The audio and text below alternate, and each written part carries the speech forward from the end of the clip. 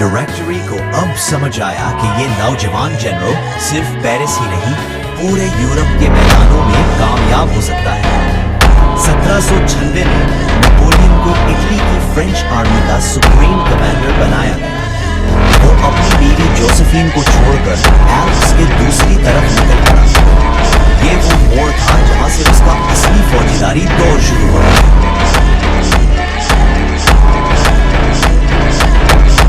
पहली बड़ी जीत battle of लोरे ने नेपोलियन को लिटिल कॉर्पोरल का लकाब दिलाया।